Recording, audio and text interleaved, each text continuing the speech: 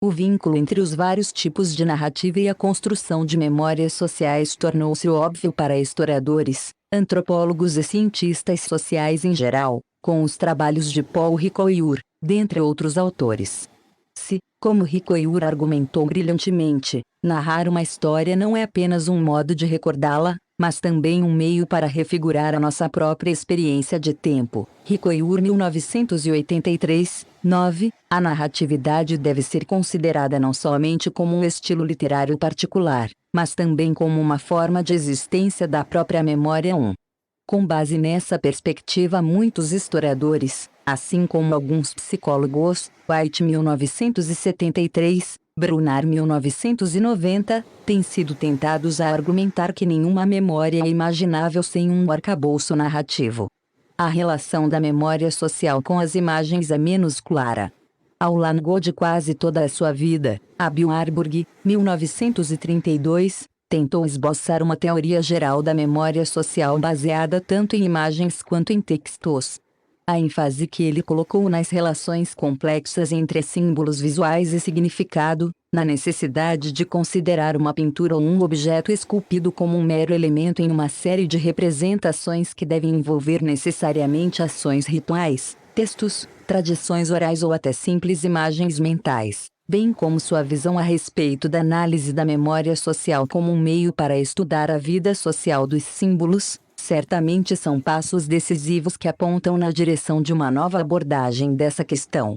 Entretanto, as ideias de Warburg sobre a memória social foram pouco exploradas desde a sua morte ou, pelo menos no campo da antropologia social, ainda há muito por fazer para que seja possível compreender como uma tradição cultural pode basear-se em imagens. 2. Um terceiro problema envolvido no tema deste artigo refere-se à representação da experiência traumática. A análise do trauma como um fenômeno que afeta a percepção e a memória, e como um processo Cosmologia, crise e paradoxo, da imagem de homens e mulheres brancos na tradição xamânica cuna. Carlos Severi. Mania 6, 121 a 155, 2000. Psicológico que gera sintomas dolorosos, foi obviamente um dos primeiros passos para a descoberta do inconsciente por Freud. Todavia, como Freud apontou desde logo em sua obra, o trauma não provoca apenas reminiscências dolorosas. Ele pode colocar em perigo a própria memória, enquanto o processo estreitamente relacionado com a construção e a sobrevivência do ego. Nesses casos, nenhuma história sobre a experiência traumática pode ser contada, uma espécie de lacuna, ou uma imagem enigmática. Aparece a consciência como um substituto complexo e persistentemente enganoso da reminiscência. Freud 1965, 1917, 275. Assim, qualquer tentativa de reconstrução de uma representação narrativa do passado, seja ela fiel ou não, tem que lidar com imagens desse tipo. O ponto crucial aqui é precisamente a relação entre imagem e narração. De um ponto de vista metapsicológico, a emergência dessas imagens como traços mnemônicos parece substituir, se não mesmo evitar, a narração da reminiscência. Como resultantes de um processo psicológico, elas parecem ser mais efetivas que a linguagem, uma vez que registram alguns aspectos da recordação em situações nas quais nenhuma palavra pode ser dita. Entretanto, o fato de elas testemunharem algumas elaborações psicológicas da reminiscência, não significa que revelem meramente a verdade dos fatos recordados. Essas imagens impedem justamente a transformação da experiência subjetiva do tempo em uma narração, recite, que é, segundo Ricoeur, uma das etapas decisivas para a formação da memória. Ricoeur 1985, 9. Que essas representações devem ser tratadas como traços mnemônicos e não como representações precisas, foi uma das primeiras descobertas atribuídas à teoria psicanalítica dos sintomas. Desde então, a saber, desde a sua famosa refutação da teoria da sedução, como Freud escreveu magistralmente, a realidade psicológica interna deve ser diferenciada dos fatos históricos externos. Contudo, A mesma realidade psicológica que Freud opôs aos fatos externos, em seus primeiros anos de pesquisa, foi reconhecida por ele, em seus estudos posteriores, como uma das forças mais poderosas atuando na vida das sociedades. A relação entre a obra de Freud e a pesquisa antropológica deste século não foi fácil, com poucas exceções. 3. Nenhuma tradução direta das teorias psicanalíticas no campo dos fenômenos culturais provou ser de fato frutífera, e não poderíamos negar que, nesse contexto, muitas questões permanecem sem respostas, e muitos problemas, insolúveis. Entretanto, seria igualmente difícil negar que algo muito semelhante aos traços sociais minêmicos relacionados também com a tarefa de representar o trauma e de testemunhar uma complexidade similar. Cosmologia, crise e paradoxo 122. É encontrado em práticas normalmente associadas à memória social. As práticas rituais, em particular, são situações nas quais a representação de experiências traumáticas extremas, por vezes tão difíceis na vida cotidiana, pode ser efetivamente expressa e, desse modo, inscrita, através de mecanismos ainda inexplorados, na memória de uma sociedade. A questão é, como a recordação de uma crise coletiva, de um trauma social, pode ser inscrita na memória de uma sociedade? Como uma tradição cedilha maiúsculo ao ritual pode representar o trauma social como uma experiência? Para discutir este ponto, vou abordar uma transformação relativamente recente da tradição xamânica dos índios Cuna do Panamá, a invenção de um espírito representando, em termos sobrenaturais, a interferência do mais poderoso dos inimigos tradicionais da sociedade Cuna, o homem branco. A história do encontro entre o homem branco e os Cuna foi brilhantemente resumida por James Hall, 1997, habitando uma região de grande importância estratégica, os Cuna viram-se enredados em esquemas de guerras de outros povos, tentando negociar com ou aliar-se a um dos lados sem abrir mão de sua independência. Repetidamente missionarizados e subjugados, a cada vez rebelaram-se e libertaram-se, até mesmo no século XX, Hall 1997, 85.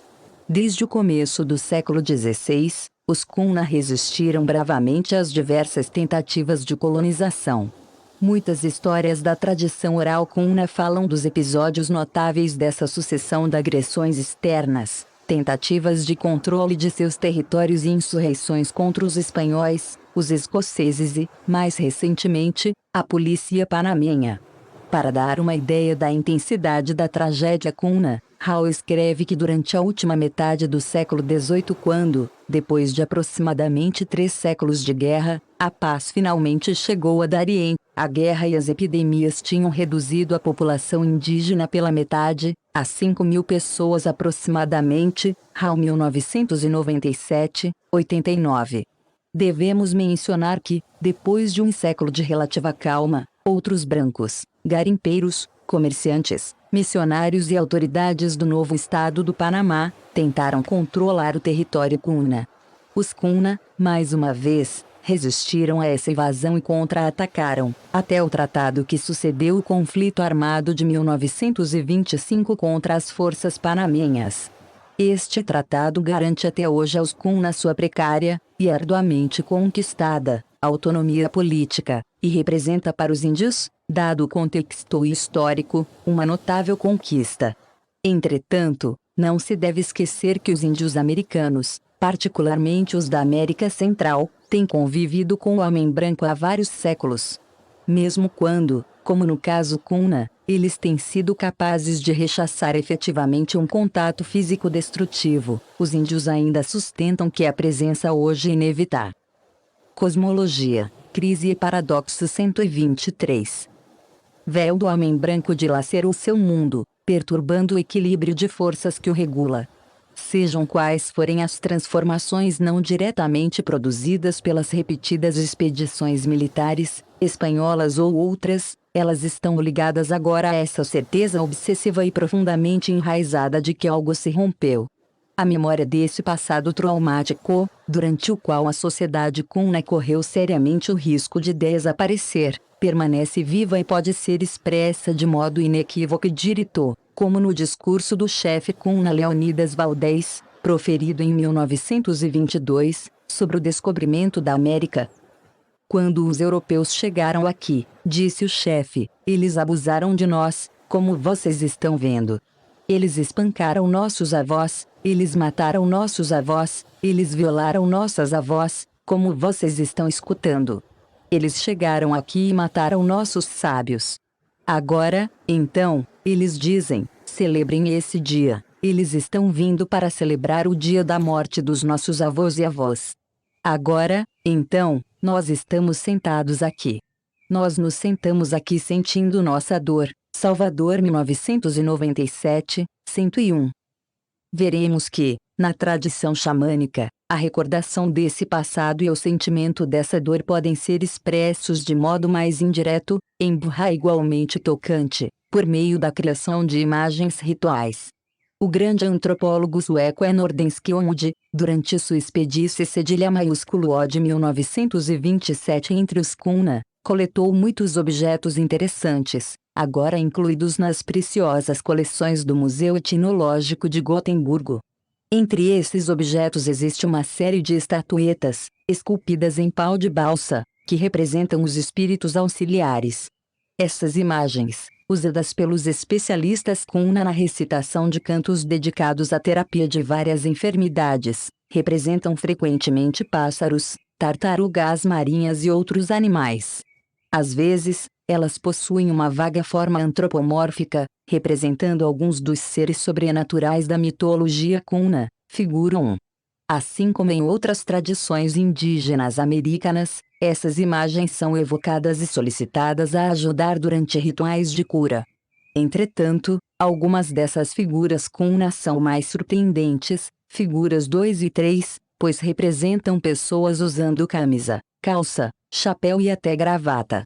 Resta pouca dúvida de que, mesmo sendo utilizadas pelos xamãs como espíritos auxiliares nas suas viagens sobrenaturais, elas representam o homem branco. Essa representação do branco como um espírito auxiliar do xamã Cunha, confirmada por várias fontes recentes 4, incluindo meu próprio trabalho de campo, é surpreendente, e tem sido analisada de diversos. Cosmologia, Crise e Paradoxo 124. Modos. Em Talsig, por exemplo, identificou entusiasticamente nessas estatuetas uma espécie de vingança simbólica da sociedade Cunha contra os invasores brancos. Essa interpretação, que pode parecer surpreendente à primeira vista, é na verdade muito comum, sendo frequentemente aplicada a outras situações de contato cultural.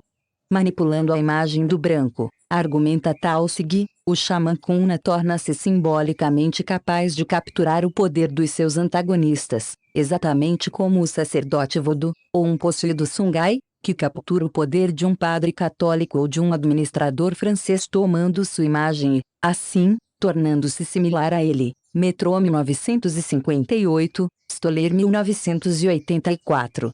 1989, 5.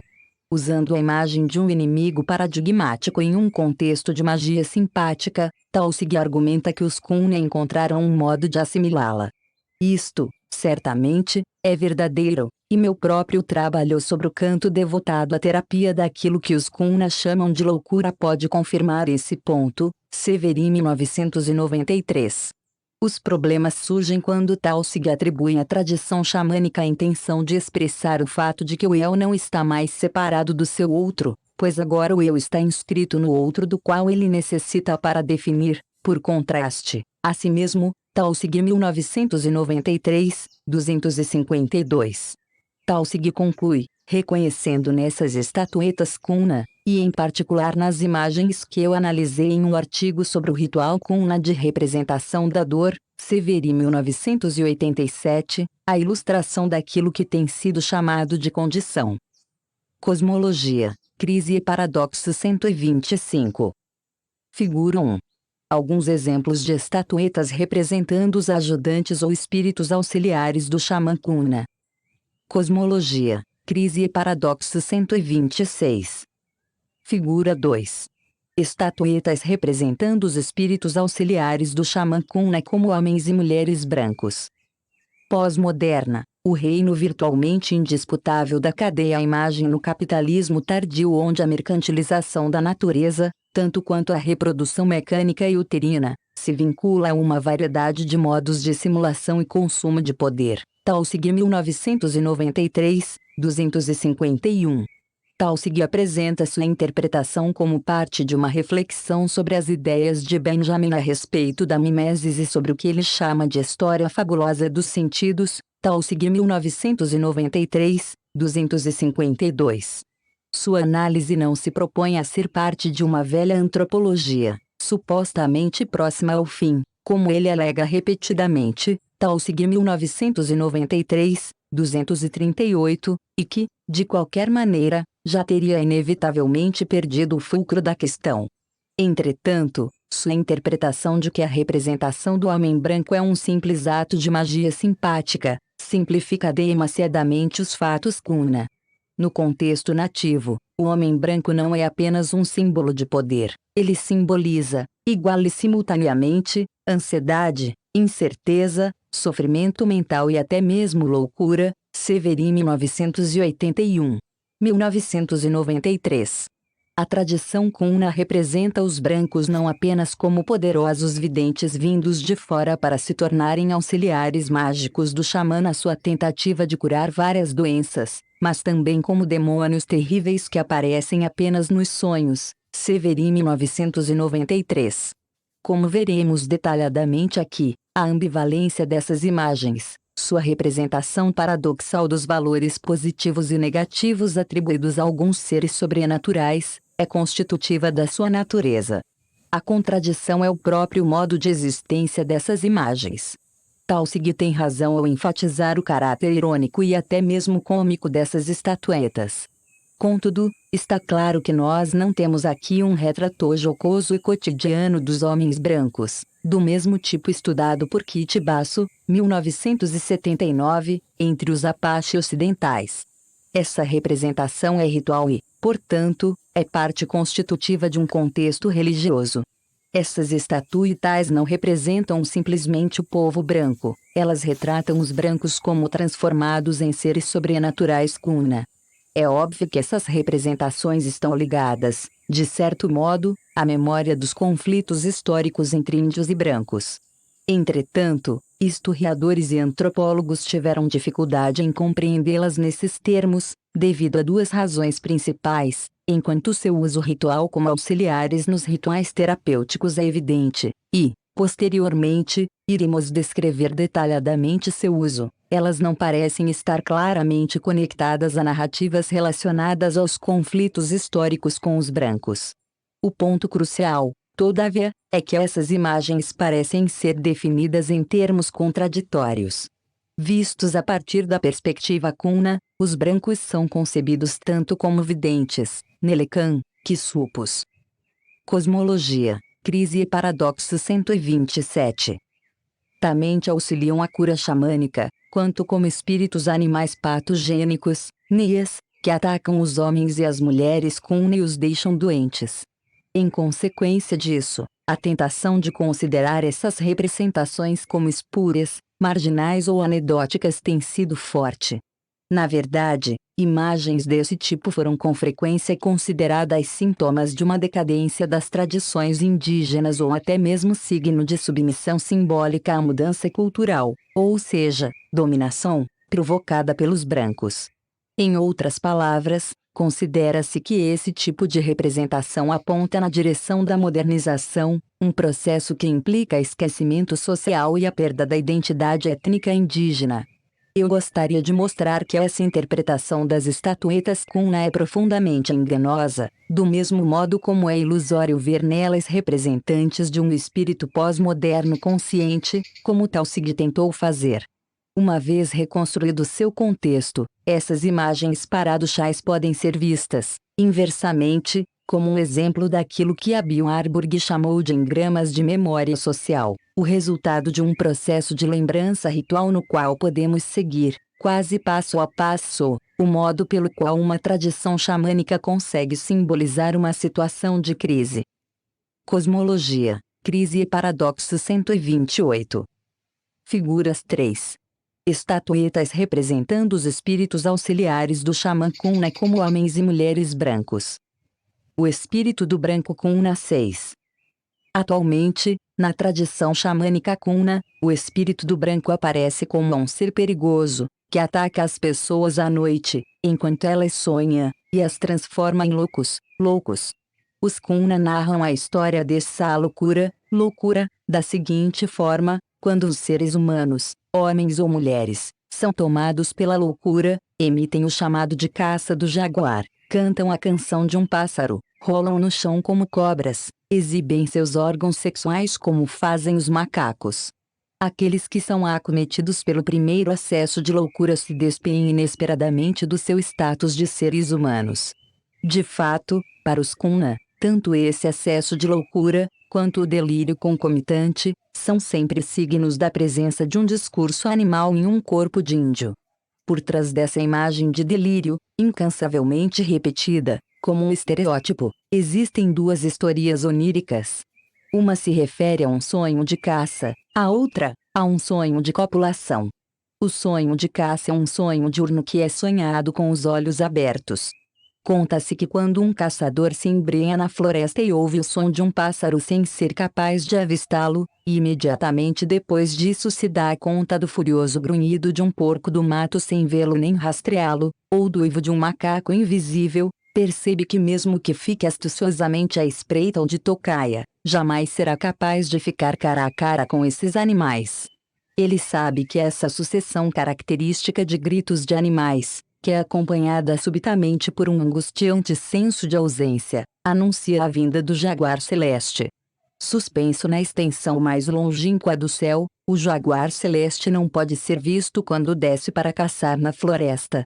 Sendo um animal mutante, um espírito essencialmente invisível, assume provisoriamente a aparência de outros animais. Mas isso não significa que ele vai esconder-se sob o aspecto visual desses animais: pele do porco do mato, chifres de um cervo em movimento rápido, penas vermelhas de uma arara. A única coisa que ele pode fazer é ajustar sua voz aos gritos deles, emitir seus chamados de caça ou balançar as folhas das árvores como os macacos fazem quando escapam do caçador. Ele nunca chegará a ser visto. Consequentemente, o canto de loucura entoado pelos xamãs envia o jaguar celeste para a aldeia da escuridão. Em meio às tempestades que assolam constantemente esse lugar noturno, ele é visto saindo em perseguição à sua presa. Mas nem aqui ele é totalmente ele mesmo, ora é um pássaro que soa como um jaguar, ora é um jaguar que soa como um pássaro. Cosmologia, crise e paradoxo 129. Cosmologia, crise e paradoxo 130. Porém, esse ser mítico não é apenas um caçador de animais. Ele é também, e sobretudo, um caçador de seres humanos. E é aí que entra a segunda história onírica, o sonho de copulação. Invisível à luz do dia, o jaguar aparece em certos sonhos sob a forma de imagem. Ele descarta, então, a imagem de temível caçador para assumir a aparência igualmente perigosa de um parceiro sexual intensamente desejável. Aquele, homem ou mulher, que o vir em seu sono vai se apaixonar por essa visão para sempre e enlouquecerá por causa dela. Analisei em outro trabalho o canto Kuna do demônio e a concepção complexa de loucura que ele envolve, Severin 1993.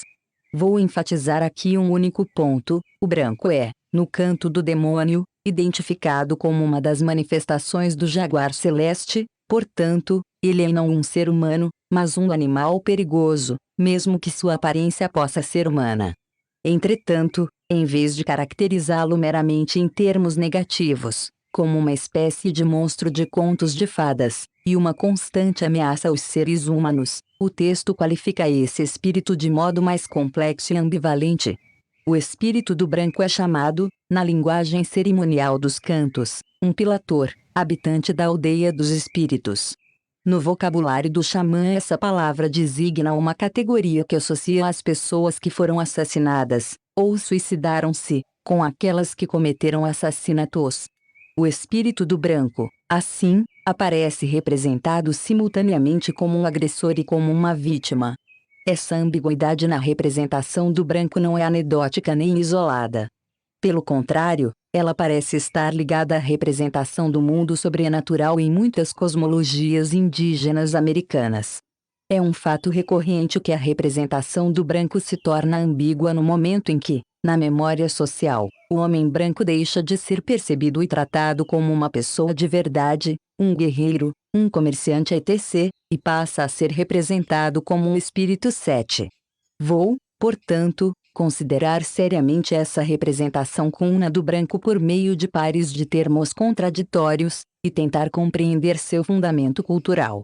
Vimos que o espírito do branco é ritualmente definido, nos cantos xamânicos cuna, como um habitante de uma aldeia visível, situada na terra dos mortos. De fato, essa transferência da representação do inimigo branco do mundo real para a terra habitada pelos mortos é crucial na cosmologia cuna. Meu ponto de partida será os dois traços característicos mínimos que parecem definir o branco: ser habitante de uma aldeia sobrenatural, e estar relacionado aos mortos, e evocam em detalhes a maneira pela qual a tradição cuna representa esse mundo sobrenatural e define a natureza de um espírito. Cosmologia, Crise e Paradoxo 131. Paisagens cuna, os vivos e os mortos 8. Olhe lá, a aldeia de transformações aparece. Aqui os espíritos são transformados em seres de todo tipo, aqui eles nascem, aqui eles rejuvenescem, aqui eles podem ficar como nós. Estas palavras, ditas pelo chefe dos espíritos auxiliares do xamã no Canto do Demônio, Gomes e Severi 1983, 158 a 159, 220 a 225, 9, dão uma primeira descrição nítida do mundo sobrenatural tal como concebido na tradição xamânica cuna. Espíritos e seres sobrenaturais, em geral, vivem em aldeias invisíveis. Estas aldeias, uma vez me explicou um famoso especialista cuna, são lugares na floresta estranhos e difíceis de serem vistos, em forma de montículos de pedras. Eles ocultam o chão cheio de fendas e buracos. Através desses buracos os espíritos ascendem à camada superficial da terra. Basta tocar uma aldeia desse tipo para morrer imediatamente 10. De fato, muitas dessas aldeias estão enterradas debaixo da terra, na floresta. Mas outras estão situadas no céu, ou escondidas nas profundezas do oceano. Todas elas são lugares muito perigosos. Pessoas comuns não podem percebê-las, pelo menos durante sua vida. Elas podem apenas tomar uma vaga consciência da sua presença ameaçadora. Somente os videntes e xamãs 11 podem realmente ver essas aldeias quando, absorvidos em suas visões ou recitando um canto, eles viajam além do horizonte. Na descrição dada pelos cantos xamânicos, essas aldeias estão situadas muito longe, geralmente para o leste. A fórmula frequentemente usada para mencioná-las é lá onde a canoa do sol surge, como em outra passagem do Canto do Demônio onde elas aparecem no horizonte, no mar aberto. 1. Na distância, lá onde a canoa do sol surge, a aldeia do mar aparece 2. O velho pau de balsa, o vidente 12 olha para a aldeia 3. A aldeia é vista flutuando em mar aberto 4. Na distância, a aldeia que surge afunda ligeiramente no 5 de março. Nas profundezas do mar a aldeia afunda ligeiramente, a aldeia reaparece na superfície 6. Conquistada pelas ondas, a aldeia surge ligeiramente, a aldeia afunda ligeiramente nas águas 7. O velho pau de balsa, o vidente, olha para lá à distância, para o topo da aldeia 8. O velho pau de balsa, o vidente, olha à distância, lá onde a canoa do sol surge 9. Uma grande bruma cobre o lugar, lá onde a canoa do sol surge. Cosmologia, Crise e Paradoxo 132. 10. O velho pau de balsa, o vidente, olha à distância, lá onde a canoa do sol aparece. Gomes e Severi 1983, 29 a 31. Essas aldeias também costumam ser descritas como a casa 13 de um número de seres sobrenaturais, como jaguares voadores, animais sem patas ou horríveis tubarões. Sem contradição aparente, todavia, disse que essas aldeias sobrenaturais também estão muito próximas às aldeias onde vivem homens e mulheres. Os espíritos que as habitam, como foi dito na primeira passagem citada do Canto do Demônio, podem facilmente assumir uma aparência humana e ir viver entre os seres humanos. Um aspecto crucial do seu poder de metamorfose é que eles podem, a qualquer momento, tomar uma aparência humana. De fato, a paisagem sobrenatural Kunna não é descrita apenas como um mundo que aguarda todo ser humano depois da morte. Ela é concebida, também, como uma dimensão invisível sempre imanente, embora de difícil percepção, na vida cotidiana. Qualquer manifestação séria de dor, qualquer infortúnio, qualquer doença, abre suas portas. Um tema central na tradição Kunna é que o mundo dos espíritos, embora invisível, nunca pode ser esquecido. Ele está aqui tanto quanto lá, tão presente e próximo aos seres humanos como uma paisagem verdadeira. Hoje em dia, muitos Kunna vivem em pequenas ilhas de origem coral, localizadas no arquipélago Kunayala ao longo da costa atlântica do Panamá. Essas ilhas habitadas, ligadas à costa por uma longa ponte de toras, são frequentemente planas e áridas. O horizonte é demarcado de um lado pelo oceano e do outro pela floresta Darien. A agricultura e a caça são os principais meios de subsistência e são realizadas de apenas na floresta do continente. A pesca começou a ser praticada recentemente, em geral na área interna ao recife de corais que protege as ilhas habitadas do Atlântico e torna as águas rasas em torno delas particularmente calmas e navegáveis. Com frequência densamente povoadas, as aldeias são compostas por amplas cabanas de bambu, umas próximas às outras, abrigando a família extensa Oshori local Kunna. Como descrevem os próprios Kunna, essa organização espacial, típica de todo o arquipélago, é dividida rigidamente entre os vivos, os mortos, os animais e as grandes árvores. Assim, o mundo parece estar distribuído horizontalmente, de norte a sul e de leste a oeste, entre esses 4 grupos. O continente é um lugar da agricultura, da caça e da água fresca. As ilhas, que não possuem normalmente fontes de água, são os lugares onde a vida social e os rituais ocorrem. No continente em frente à ilha, na foz do rio que fornece água fresca, existe uma clareira em comum na floresta. Cosmologia, Crise e Paradoxo 133. Ali se situa a aldeia dos mortos. Assim, os mortos habitam o mesmo território que os espíritos animais que são a fonte constante de doença e morte. Em alguns casos, as próprias pessoas mortas podem se tornar espíritos. De fato, não há lugar na tradição Kunna para o conceito de morte natural. As pessoas morrem porque são atacadas por um espírito hostil. Elas são sempre vítimas de vingança ou de um erro fatal. A floresta é um lugar difícil e perigoso. Ela esconde, como sabemos, as aldeias habitadas por espíritos que atacam os homens que se arriscam em suas redondezas. Esses espíritos matam tais homens, tornam-nos loucos ou doentes. Uma aldeia desse tipo pode materializar-se em um rochedo projetado no oceano, sob um bosque de espinhos ou em um pântano, Prestam 1975, 168.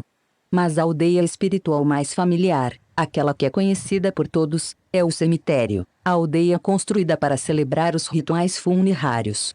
Permitam-me descrever brevemente 2 desses rituais. Na sociedade Kunna, quando um adulto ou pessoa idosa morre, o cadáver é vestido com as melhores roupas do morto e colocado em uma rede com a cabeça voltada para o nascente, o leste.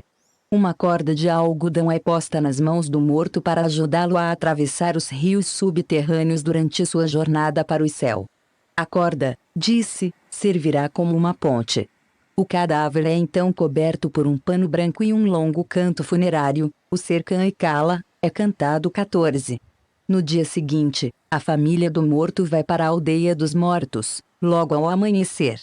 Depois que a procissão de canoas alcança a foz do rio, o cadáver é colocado em uma cabana sem paredes e enterrado.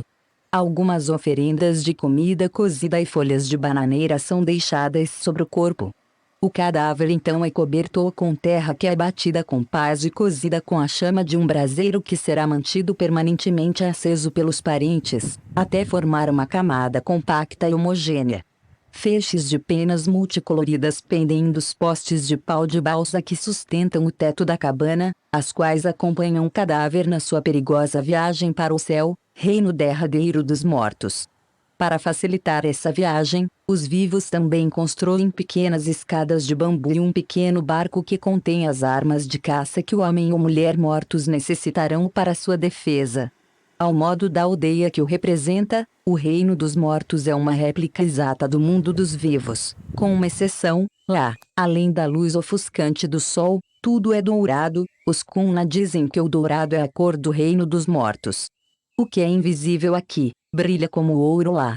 Ao pôr do sol, os participantes do ritual voltam para a ilha, onde todos partilham uma refeição e, então, tomam um banho coletivo de purificação. 2 procedimentos rituais devem ser cumpridos antes que eles. Cosmologia, Crise e Paradoxo 134. Deixem a aldeia dos mortos. Primeiro, algumas sementes de pimenta vermelha, misturadas com água, são colocadas sobre o túmulo. Diz-se que quando a água alcança o corpo sepultado, a pessoa morta abre imediatamente os olhos, e começa a viagem, primeiro para baixo, através das 8 camadas ctônicas da Terra, e depois em direção ao céu.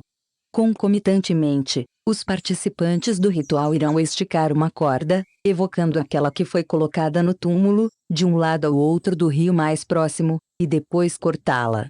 A separação final da pessoa morta, e das perigosas aldeias que ela terá que visitar, é realizada e explicitamente simbolizada por esse ato de cortar a corda.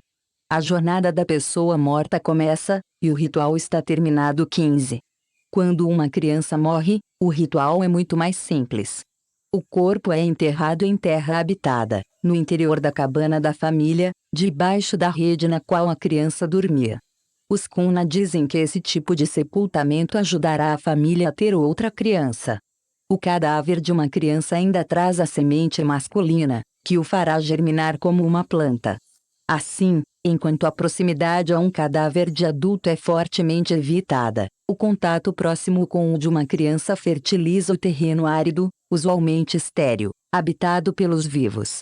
Esse sepultamento in loco introduz uma segunda divisão no espaço Kunna a partir de um eixo vertical, do topo do céu para as profundezas do mundo subterrâneo. Aqui, inesperadamente, o mundo dourado não está mais situado no céu. Tornou-se, em vez disso, um lugar subterrâneo, e é descrito em O Caminho de Mu, o canto dedicado à terapia do parto difícil 16, como a camada da terra puramente dourada. O mundo subterrâneo Kunna é composto por 8 camadas. Os 4 níveis superiores são o lugar de origem e o esconderijo dos espíritos malignos que trazem as doenças, os Nias. No fundo da 4ª camada está a fonte do Rio Dourado, que leva às camadas mais profundas da terra. É através dessas regiões que a alma de um índio morto deve viajar para alcançar a 8ª e mais profunda camada, a morada do velho pau de balsa, o vidente. Só então, subir ao céu. 17. Ao enterrar a criança debaixo da rede na qual ela sempre dormiu, os índios esperam impedir que sua alma tenha que entrar no mundo perigoso dos espíritos, pelo qual a alma doente do índio deve sempre viajar após a morte. Na verdade, embora a primeira camada subterrânea seja potencialmente hostil, ela é concebida como fértil e povoada, semelhante ao continente do outro lado da ilha. O sepultamento nesse lugar transforma o corpo da criança em uma planta que pode frutificar e retornar para o útero de uma mulher como um fruto germinante. Cosmologia, Crise e Paradoxo 135. Por um longo período de tempo os frutos cresceram em você, seus frutos estão todos vermelhos. Por um longo período de tempo o pássaro vermelho na Lucucula entrou nos seus frutos, Apudio Medio AC 1953, 164 a 165. Diz o xamã no canto dedicado ao parto difícil. Em outra passagem memorável do mesmo texto, a mãe é descrita então como uma mulher árvore bem enraizada. Na camada dourada da terra a raiz sustenta seu tronco, tão profundamente como a camada dourada, sua raiz está fincada solidamente, na terra, sua raiz vai, tão distante quanto a camada dourada, da terra, sua raiz transforma, tudo, em ouro puro. Um por um, os animais sobem nos seus galhos manchados. Cada um dos seus galhos manchados emite sumos, que pingam com sangue. Quando o vento norte sopra, quando ele sopra através de você, seus galhos curvam-se e inclinam-se com o vento. Abatidos pelo vento, seus ramos emitem um som agudo como os cabos no barco prateado do homem branco. Apogeu Medio AC 1953, 183 a 187, 18. O simbolismo desses dois rituais, e a concepção subjacente de morte, é particularmente complexo, e não podemos examiná-lo detalhadamente aqui. Todavia, resta pouca dúvida de que, apesar das diferenças, ambos os ritos, o dedicado à criança e o dedicado ao adulto, são construídos a partir da mesma analogia entre o corpo humano e o mundo sobrenatural. Por meio do sepultamento embaixo da sua rede, o corpo da criança cedilha maiúsculo A transforma-se em fruto, e consequentemente a mãe transforma-se em uma árvore cósmica que traz em si um fruto germinante. O outro ritual, dedicado aos adultos, é construído a partir da mesma base simbólica. Se nós considerarmos a sequência crucial de ações que caracteriza o sepultamento de um adulto, a cobertura do corpo com um pano branco, a corda primeiro dada então cortada, a oferenda de folhas de bananeira depositadas sobre o corpo antes do sepultamento, concluímos que a terra que vai cobrir, ou talvez envolver, o cadáver da pessoa morta é transformada gradualmente no corpo de uma mãe originária. Uma série de indicações aponta nessa direção. Vimos que o cadáver recebe uma corda de algodão e é então coberto com um pano branco. Na linguagem simbólica dos cantos, esse pano branco, colocado sobre o cadáver logo após sua morte, sempre designa a vagina. Aqui estão dois exemplos extraídos do Muircala. Cosmologia, Crise e Paradoxo 136. Do meio do pano branco da mulher um ser humano desce, Apogeu Medio AC 1953, 90. O pano branco secreto dela desabrocha como uma flor, Apogeu Medio AC 1953, 432. Deve-se notar que no mesmo texto o sexo feminino pode expandir-se e se tornar literalmente o sexo da terra. O corpo doente da mulher repousa enfraquecido quando os espíritos iluminam o caminho de Mu 19, exudações jorram, como sangue, suas exudações escorrem para baixo da sua rede, tudo como sangue, tudo vermelho ou pano branco interior estende-se para o seio da terra, no seio da terra suas exudações reúnem-se em gotas, tudo como sangue, tudo vermelho. Apogeu Medio AC 1953, 86 a 92. O outro objeto simbólico usado no ritual, a corda dada ao morto para ser usada como uma ponte para atravessar os rios do mundo CTO com acento circunflexo único, é sempre comparado nos cantos, e de fato assimilado, a um cordão umbilical. Gomes e Severi 1983, 145 e 149, ver, também, Infra, 20. O corte definitivo dessa corda, que no final do ritual marca a separação entre a pessoa morta e os vivos, pode então ser interpretado como um retorno ao corpo da mãe, ou mesmo como o renascimento de uma pessoa depois da morte. Uma alusão clara a esse renascimento como um filho ou filha da mãe terra é a folha de bananeira, ou banana, deixada sobre o corpo no local do sepultamento. A folha de bananeira, em si mesma uma metáfora para o sexo feminino, e, de um ponto de vista mitológico, precisamente, o lugar onde os primeiros seres humanos nasceram, e ainda hoje é usada para colocar o bebê depois do nascimento.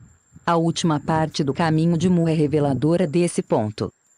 No seio da terra a criança está descendo, no seio da pálida folha de bananeira a criança está descendo, ela vermelha toda a folha de bananeira. Apogeu Medio AC 1953, 640-642, 21. Todas essas indicações são reunidas com clareza em um belo mito recolhido por Preston e dedicado à origem dos rios. Cosmologia, Crise e Paradoxo 137. Nos tempos antigos, nosso pai começou a pensar, o que vou fazer é então o pai pensou em fazer a mãe menstruar. Ele fez isso abrindo o sexo dela com uma faca. Desse modo, quando a mãe começou a menstruar, os rios e riachos apareceram sobre a terra. Então o pai fez uma folha de bananeira usando o pubis da mãe para o recém-nascido se sentar. Por essa razão, as mulheres nas ilhas Kuna sempre colocam o recém-nascido sobre uma folha de bananeira. Apudi Presta 1975, 230.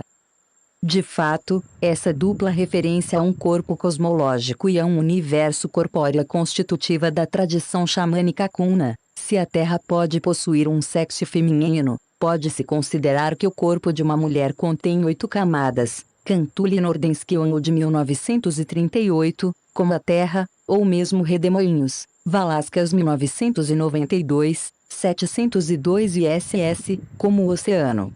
Como mostra a descrição de Shaping das terapias medicinais, um xamã Kuna pode identificar em um só interior a garganta de um homem doente, ou uma dor vindo da 6ª camada subterrânea. Shaping 1983, 216 a 217.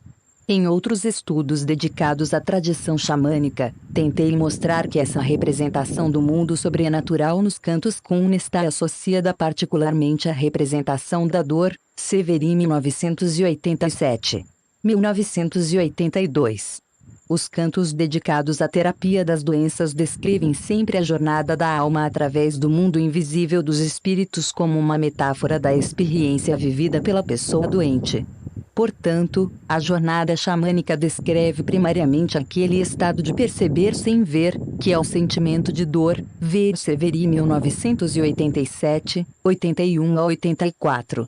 Nesse contexto, o sofrimento é descrito simultaneamente em termos cosmológicos e fisiológicos. Sofrer é experimentar uma transformação do universo que envolve uma debilitação doutoramática da balança natural entre o que é visto e o que é percebido pelos outros sentidos.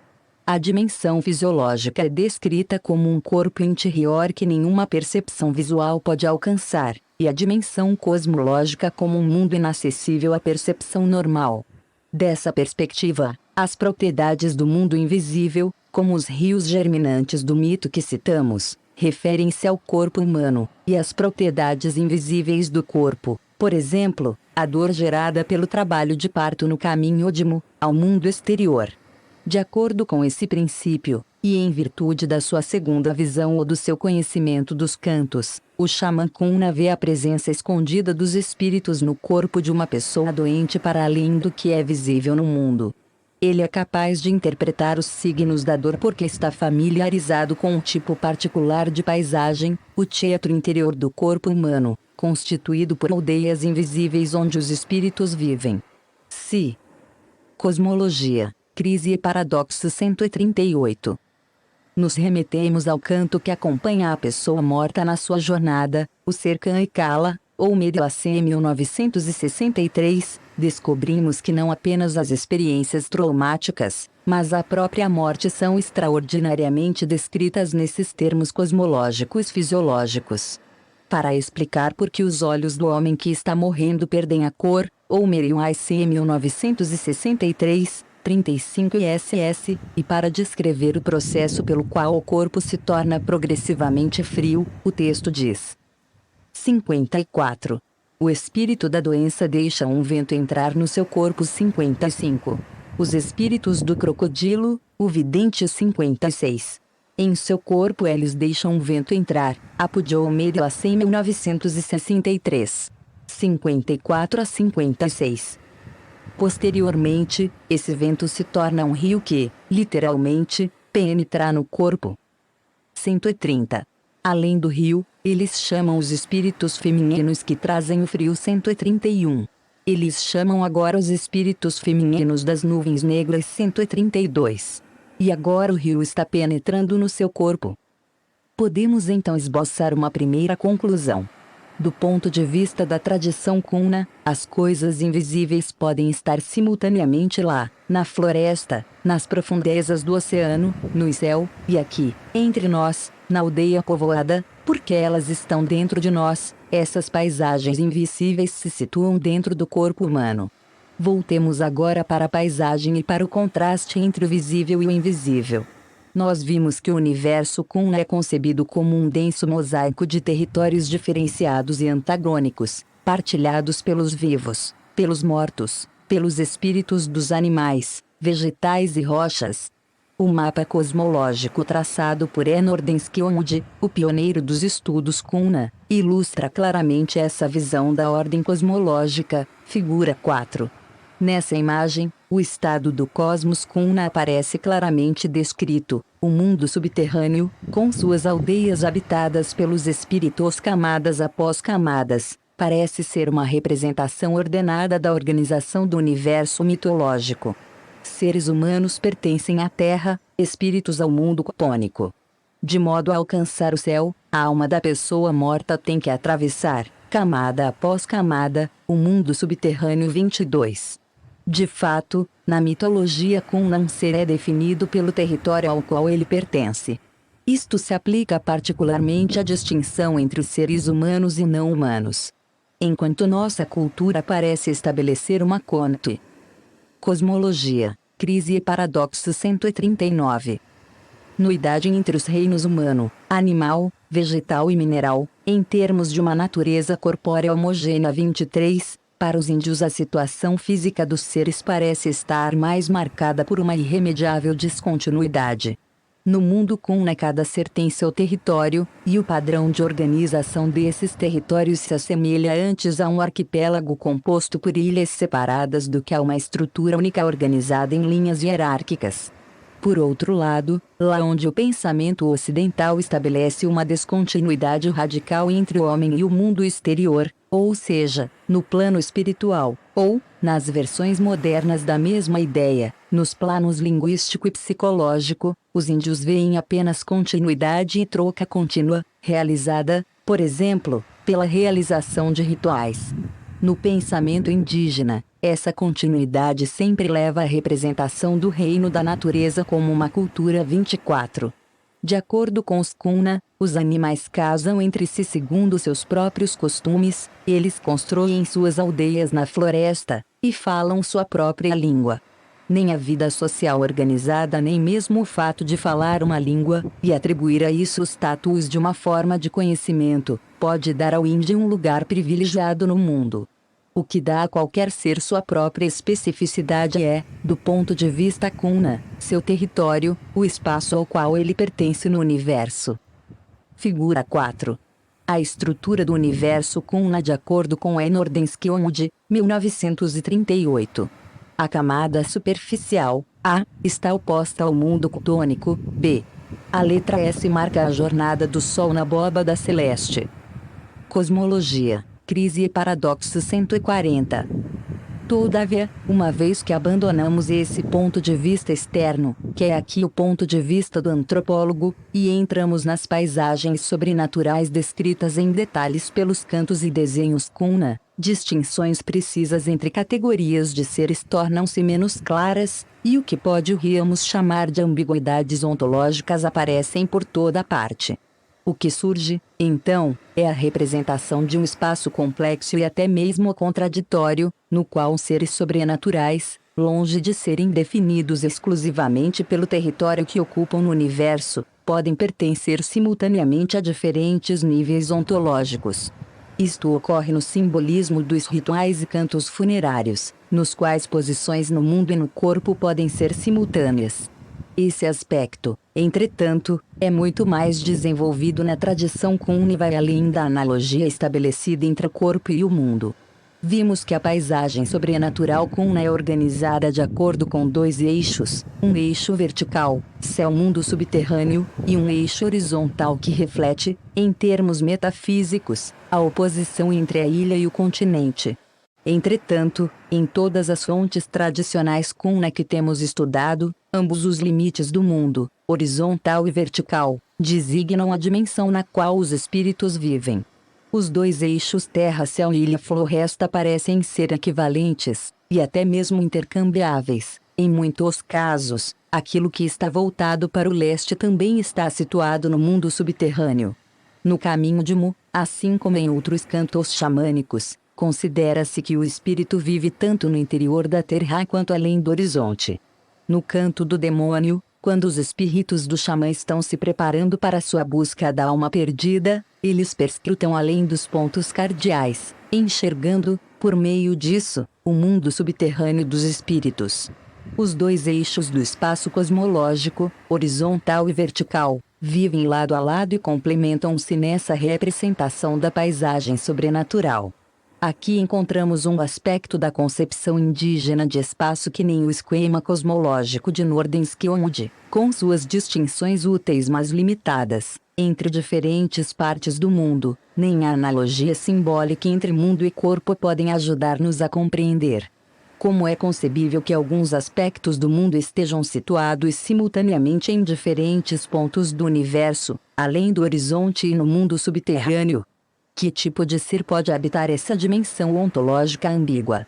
Qual é o significado, se existe algum, dessa dupla localização espacial? Antes de tentarmos responder a estas questões, vejamos mais alguns exemplos dessas duplas localizações, expressas aparentemente em termos meramente geográficos. Cosmologia, Crise e Paradoxo 141. Durante uma conversa com o antropólogo venezuelano R. Velázquez, o chefe xamã com Naores Navas, ao sublinhar a importância da quinta camada sob a Terra, lembrou que o céu está debaixo, depois das 8 camadas da Terra, Apo de Velázquez 1992, 719 a 720. E de fato a passagem pictográfica do Canto do Demônio que eu coloquei confirma e ilustra esse ponto.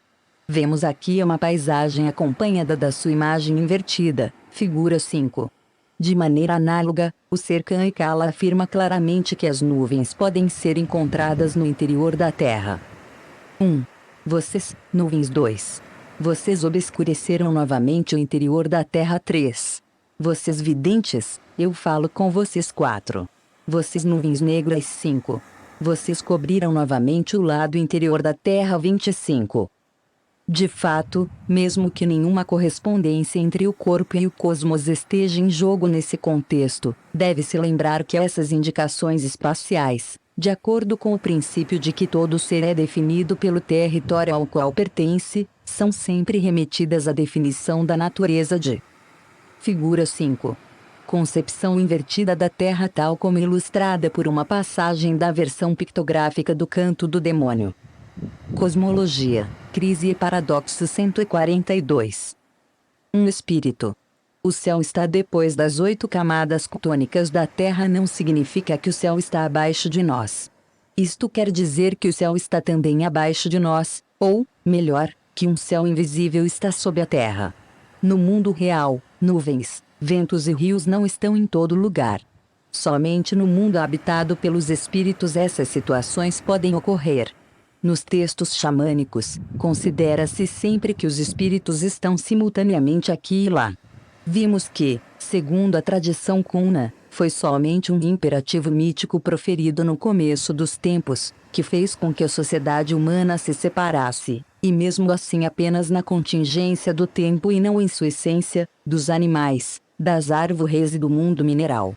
Os princípios fundamentais da vida podem passar continuamente de um corpo para o outro, seja ele humano, animal ou vegetal.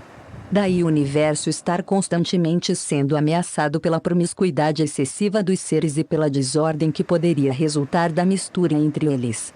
Para entender isso, é preciso compreender o processo de metamorfose que domina esse mundo. Todo ser que mora lá é dotado de uma dupla natureza, e está sempre prestes a sofrer uma transformação cedilha maiúsculo. Veremos que, uma vez que a representação do espírito do branco está incluída nesse universo, ele seguirá um destino similar de dupla metamorfose. Evoquemos, então, outros exemplos do uso de referências espaciais contraditórias e simultâneas em uma única paisagem e vejamos como a descrição de uma paisagem se relaciona com a definição da natureza de um espírito. Espíritos, imagens e vozes.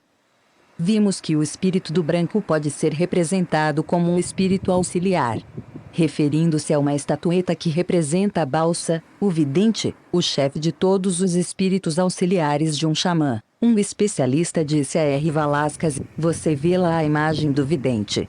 Ela está aqui. Mas seu espírito não está aqui.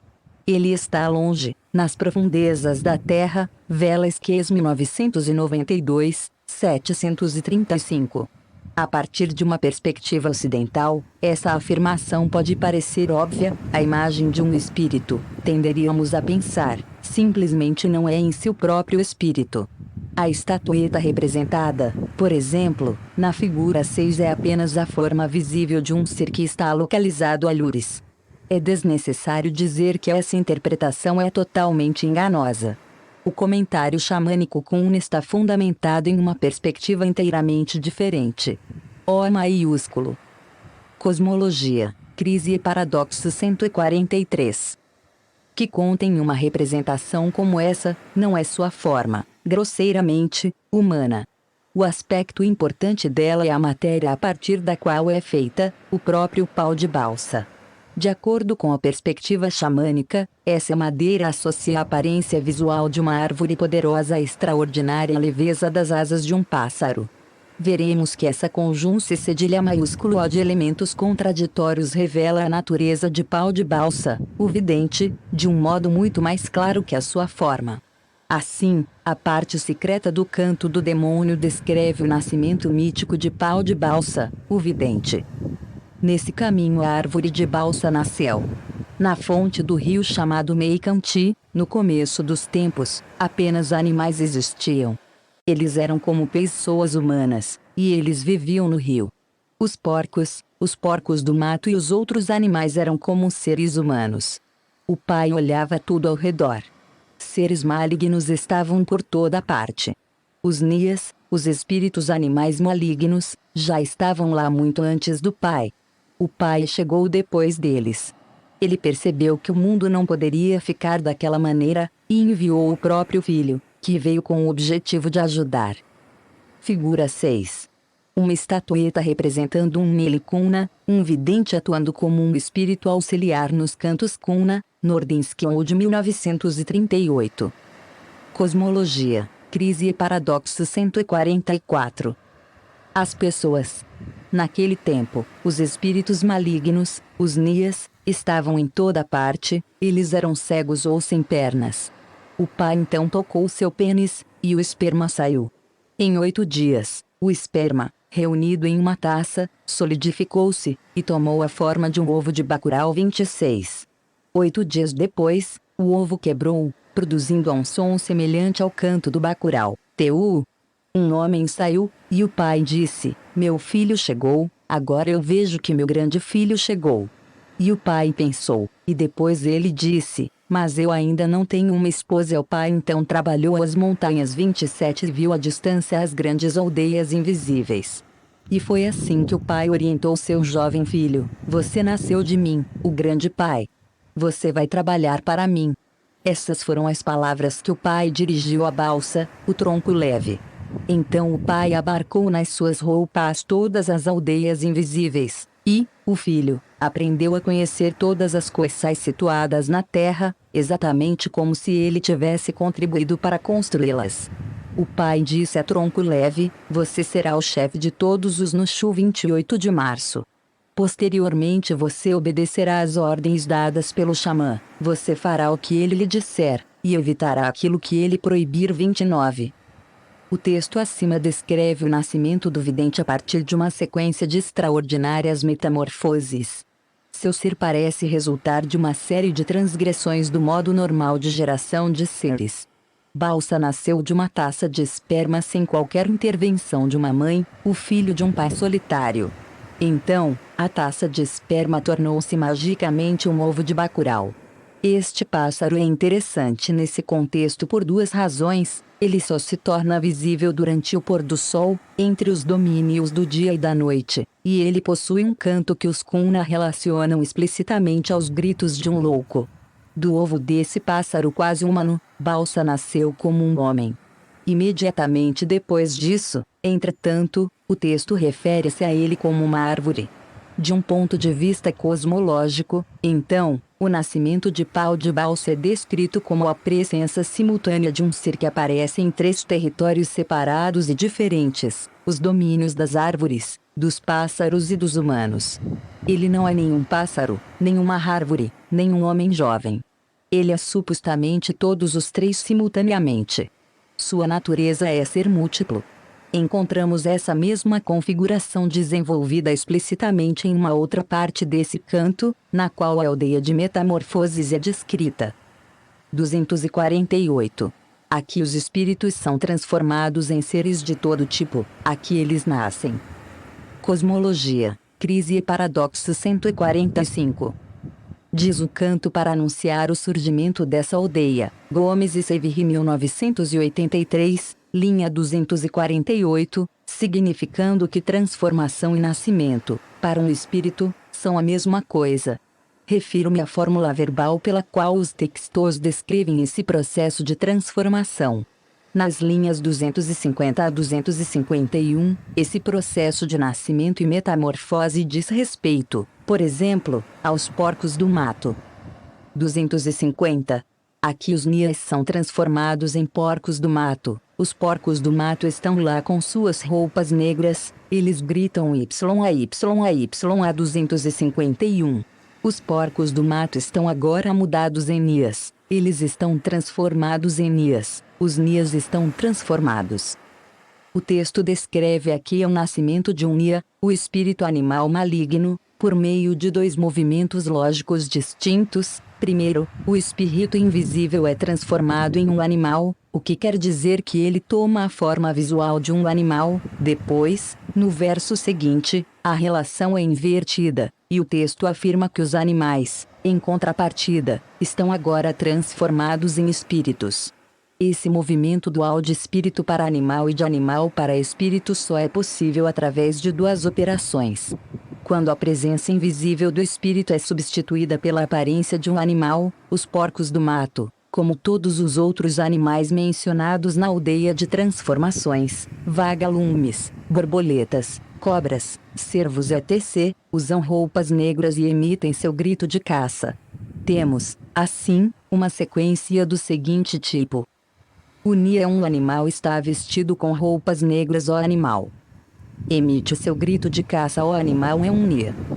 De fato, por intermédio da exibição de uma aparência diferente do animal, sempre descrito no texto de acordo com essa fórmula convencional, o texto fornece a prova, do ponto de vista indígena, da transformação do espírito em um animal.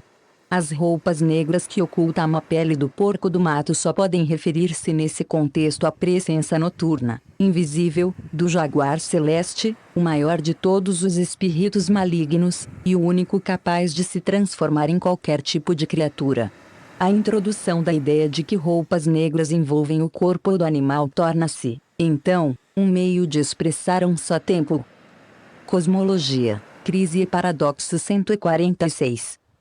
Caráter noturno, invisível, do espírito e sua encarnação visível como uma criatura da floresta.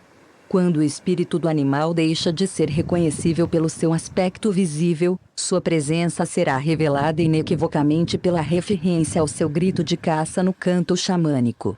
E essa referência a uma presença oculta revelada pela sua imagem acústica reproduz fielmente o modo dual da aparência do jaguar celeste, seja como uma imagem noturna mergulhada na escuridão, ou como uma presença invisível que apenas a alucinação auditiva do grito do animal torna perceptível para o caçador na floresta. Novamente aqui, a presença simultânea de um espírito invisível e de uma aparência animal que se esconde da luz do dia define a natureza ontológica do espírito. Do mesmo modo que Balsa, o vidente, os Nia revelam sua natureza no próprio ato de transformarem-se.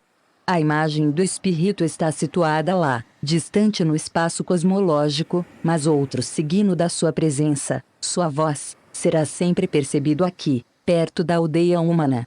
Vimos que, nas cosmologias ameríndias, o estabelecimento de distinções entre diferentes territórios do universo, a Terra, o mar, o céu, o mundo subterrâneo, torna-se um meio de delinear diferentes categorias ontológicas. Um ser é definido pelo território ao qual pertence. Podemos ver agora que um espírito pode ser definido como um ser que possui muitas naturezas, pertencendo, portanto, a diversos territórios cosmológicos. A estrutura ambígua do espaço sobrenatural, no qual certas coisas podem estar simultaneamente aqui e lá, torna-se então um meio de caracterizar a natureza múltipla dos seres sobrenaturais. Na tradição xamânica Cuna, a definição do sobrenatural está articulada com a ideia da conjunção de traços contraditórios. Um animal, uma árvore e até mesmo um ser humano só podem se tornar sobrenaturais se também incorporam a natureza de outros seres. Sua contradição interna, e o fluxo de metamorfoses articuladas a ela, é expressa em termos espaciais como a presença simultânea do mesmo ser em diferentes lugares da paisagem. De acordo com essa perspectiva, um rio não apenas pode desembocar no corpo de uma mulher que sofre, mas uma árvore balsa e um porco do mato podem ser considerados, nas paisagens sobrenaturais, nos sonhos, e depois da morte, invisíveis aqui e brilhando como ouro lá. Do mesmo modo, o espírito do branco pode ser considerado simultaneamente planta e animal, bom e mal, espírito patogênico e curandeiro mágico. Cosmologia. Crise e paradoxo 147. Conclusões.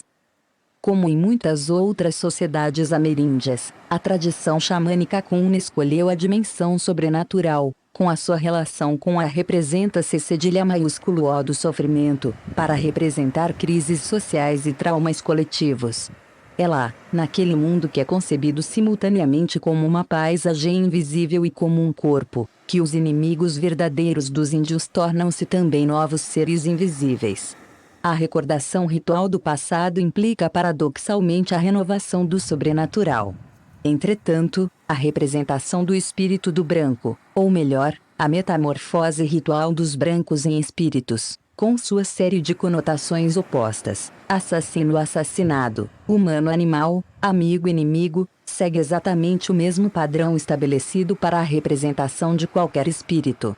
A transformação ritual de um inimigo em um espírito, longe de ser redutível a simples magia simpática, Taussig 1993, marca justamente um passo além na mesma lógica de condensação.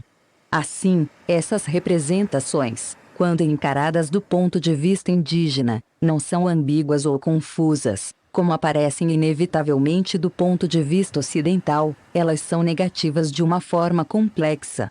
À medida que partilham a mesma complexidade, a conjunção de traços contraditórios, que define qualquer ser sobrenatural Cuna, essas representações carregam indicações realistas no que diz respeito à verdadeira natureza dos seus inimigos brancos.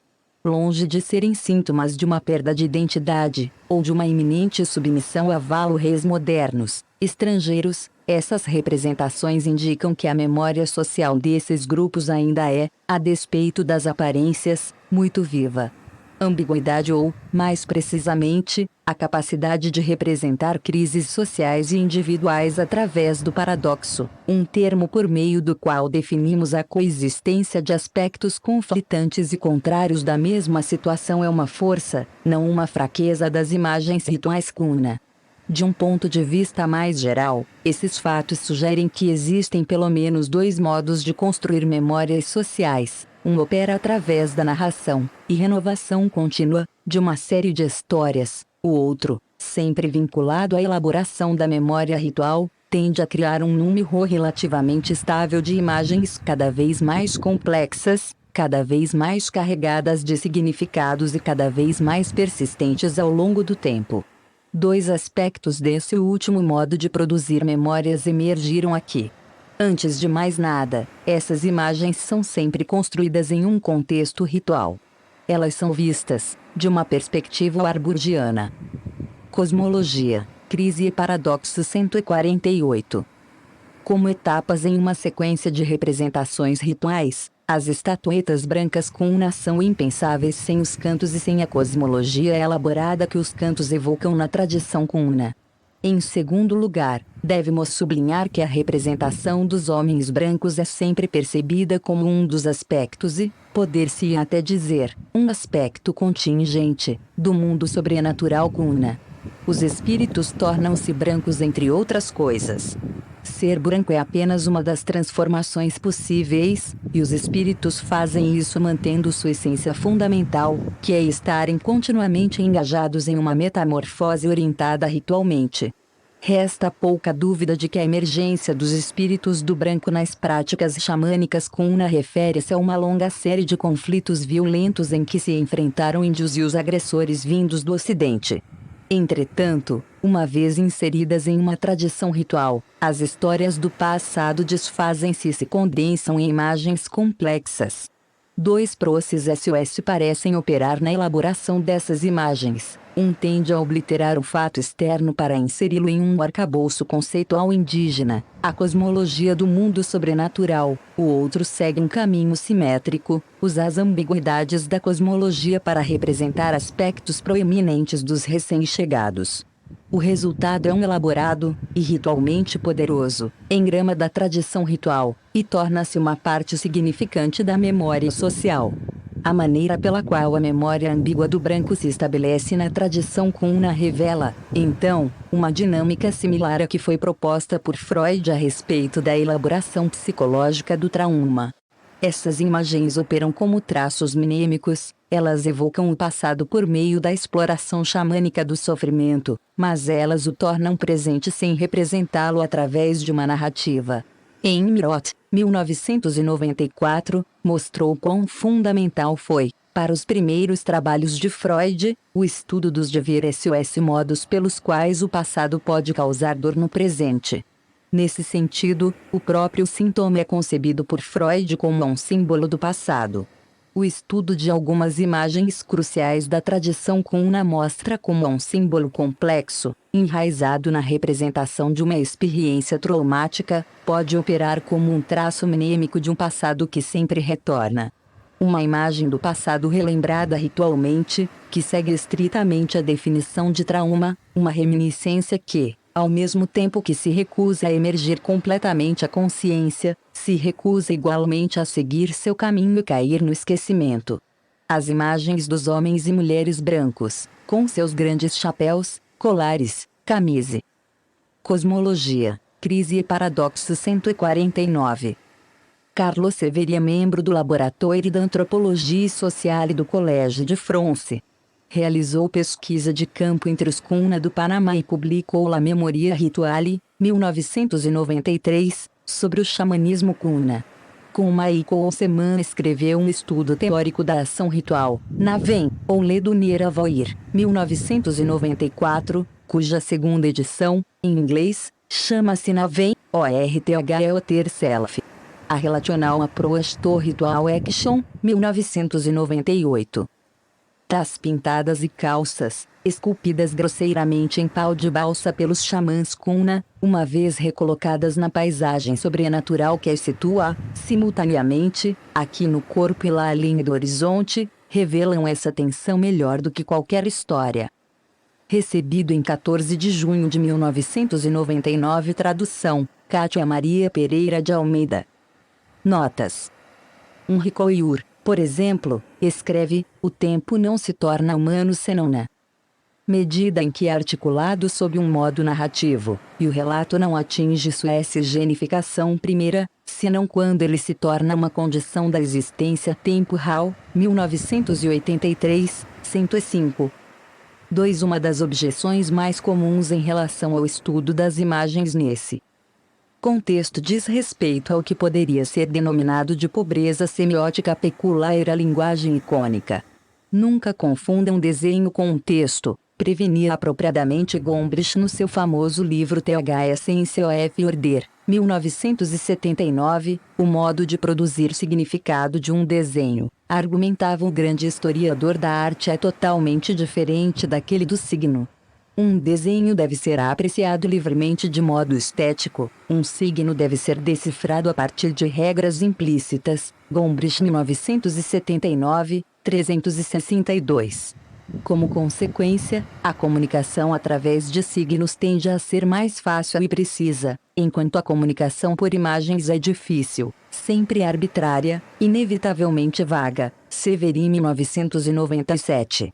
Uma das razões invocadas para essa imprecisão é a impossibilidade de as imagens expressarem um aspecto essencial da linguagem, a negação. Se nenhuma negatividade pode ser expressa em termos icônicos, então as imagens devem ser consideradas logicamente muito fracas para sustentarem qualquer memória social.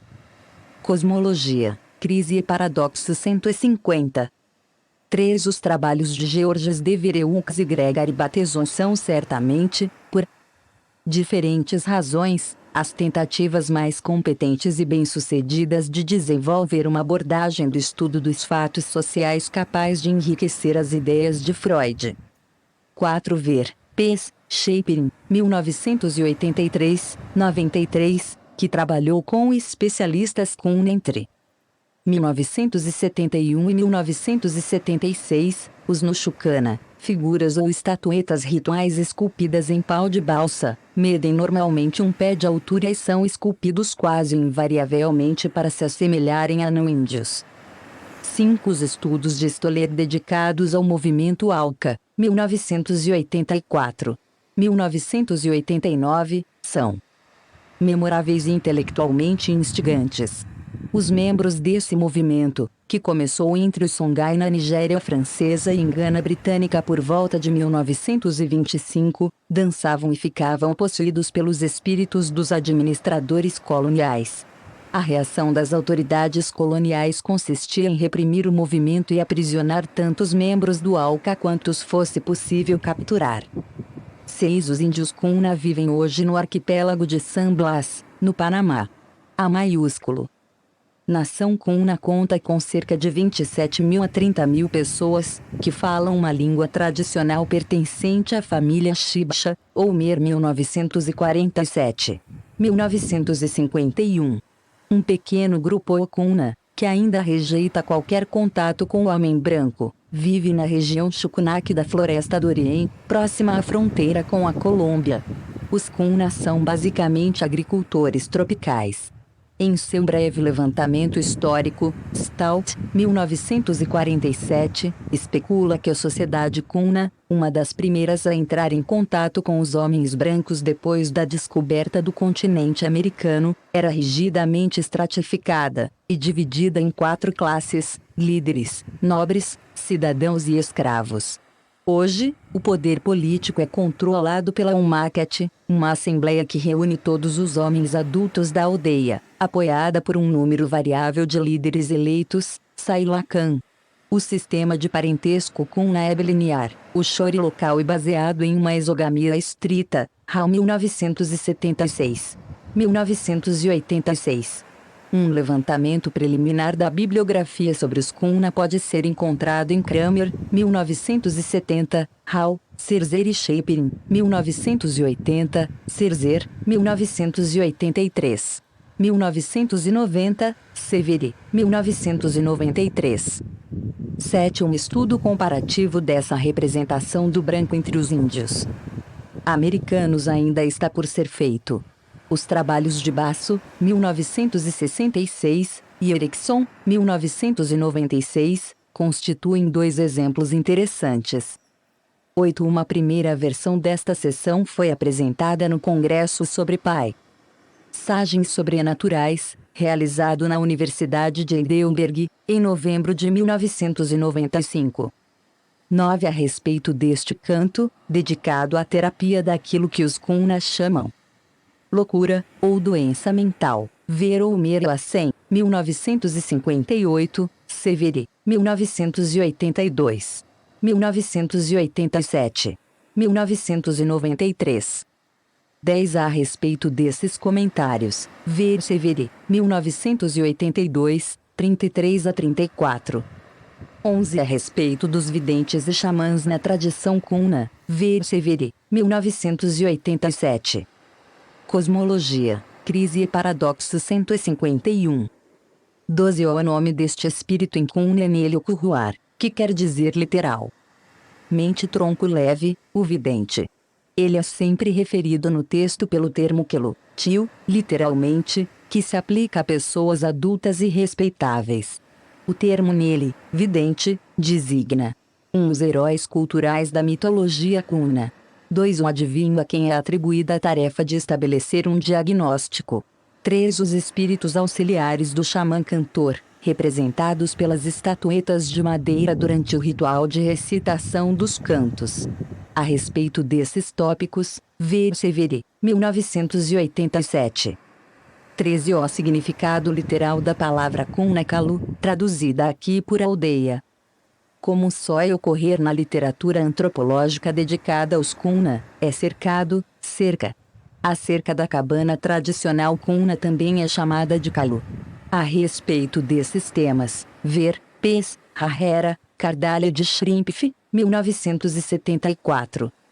14. Uma versão deste canto, em Cunna e espanhol, foi publicada em Omeri.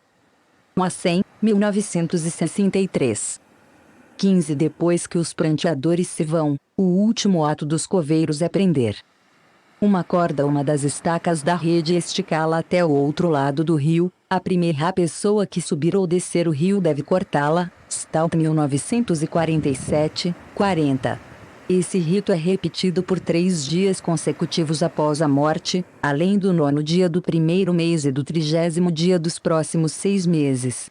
Pristan, 1975, 105, acrescenta a essa descrição que um número de disparos é feito com uma arma, de modo a avisar as pessoas que o ritual está terminado.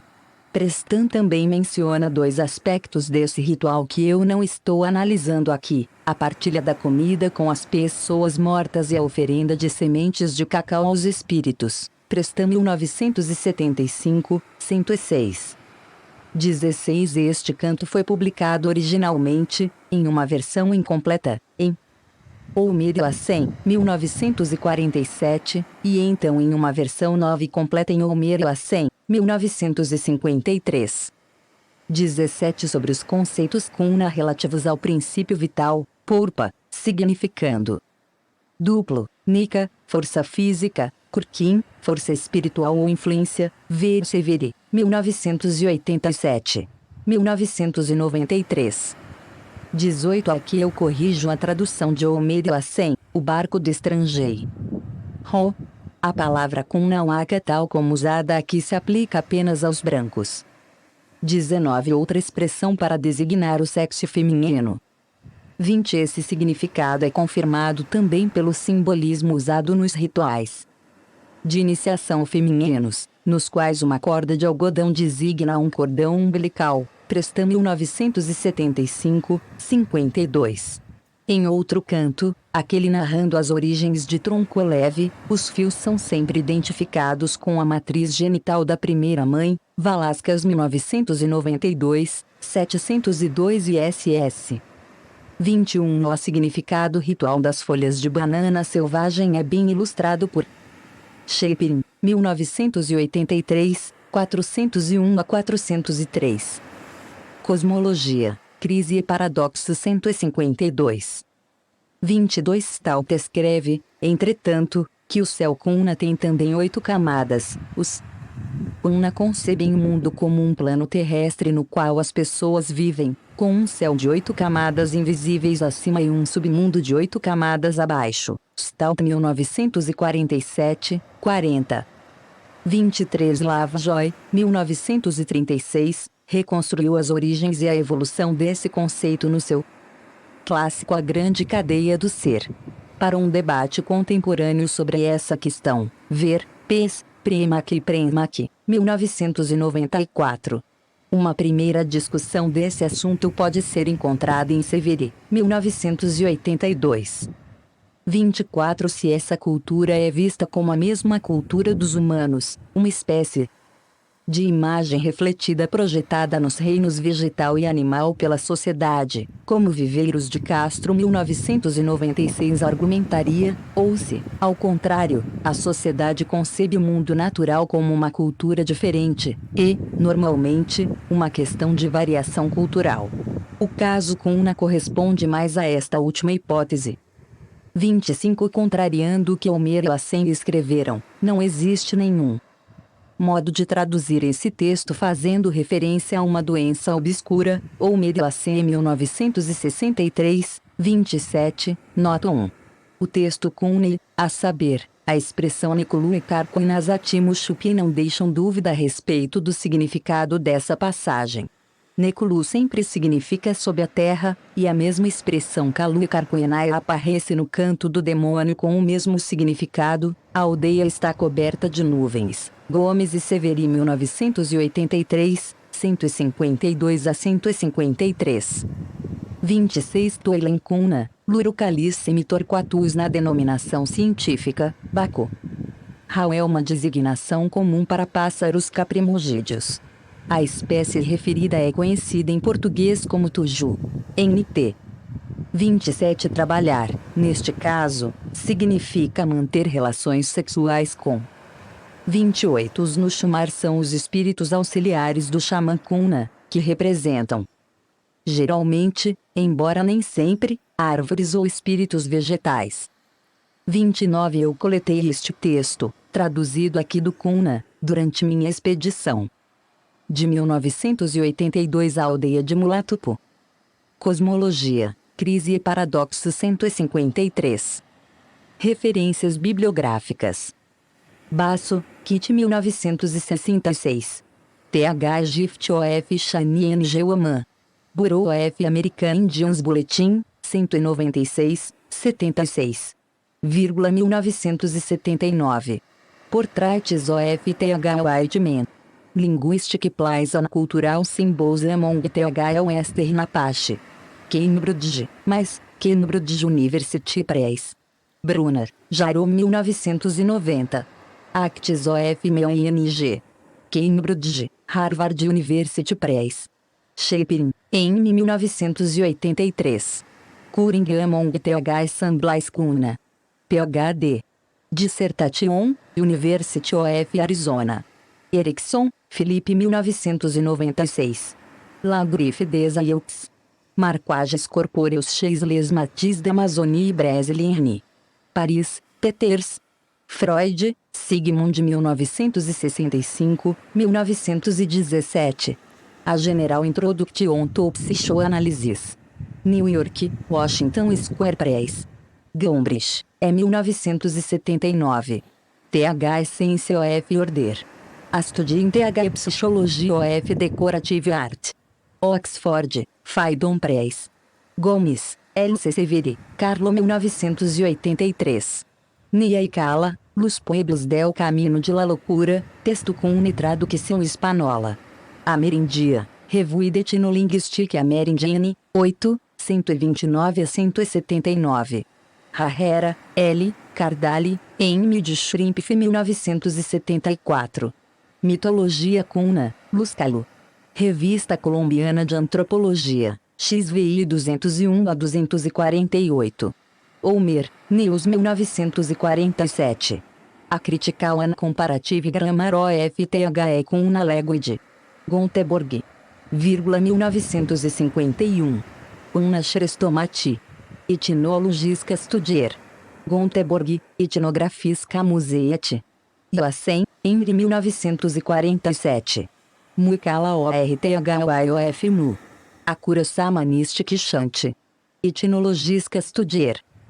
Gonteborg, Etnografiska Museet. 1953. THE Complete Muikala. Etnologiska Studier 21. Gonteborg, Etnografiska Museet. 1958. Nia e Cala, Canto Mágico para Curar la Loucura. Etnologiska Studier 23. Gonteborg, Etnografiska Museet. 1963. Dos Cantos Xamanísticos de los Índios Kuna. Gonteborg, Etnografiska Museet. Hall, James 1976. Comunal Land Tenurian TH Origin Descent Groups Among TH Samblas Kuna. Em Mihelms e F. Oloveland, EDS, Frontier Adaptions in Lower Central America. Filadélfia, ISH. 1986. THE Kuna Gathering. Austin, Texas University Press. 1997. THE Kuna TH Old, 5 Centuries of Struggle. Em ML. Salvador, ED, THE TOF Beng Kuna. Layers of Meaning Among THE Kuna of Panama. Catálogo of Exhibition, TH Fowler Museum of Cultural History. Los Angeles, University of California. Serzer, Joel Shapiro, em 1980. Cantos e Orações del Congresso Cuna. Panama, Editorial Universitária. Cantuli, Pérez e Nordenskjöld, Irlande 1938. La Criação de las Tortugas. Comparative Ethnographical Studies, 10, 388 a 392. Kramer, Fritos 1970. Literatura among the Indians. Göteborg, Ethnographiska Museet. Lovejoy, Arthur 1936. THE Great Chain of Bang. Cambridge, mais, Harvard University Press. Metrô, Alfred 1958. Levaldo Haitien. Paris, Gallimard. Nordenskjöld, Erland 1928. Picture Writings Annotated Documents. Cosmologia, Crise e Paradoxo 154. Comparative Ethnographical Studies, I. Göteborg, Ethnological Museum. 1938. An Historical and Ethnographical Survey of THE Indians. Comparative Ethnographical Studies, X. Göteborg, Ethnological Museum. Premack, David Premack, An. 1994. We Animals of Nature Culture in Our History. In Gold, ed. Companion Encyclopedia of Anthropology. London, Routledge. pp 350 a 365. Pristan, a 1975. É o uso de Lechicha e la Sociedade Cuna. México, Instituto Indigenista Interamericano. Ricoeur, Paul 1983. Tempes et Récit. L'intrigue et le récit historique. Paris, Le Seuil. 1985. Tempes et Récit. Le Tempes Raconté. Paris, Le Seuil.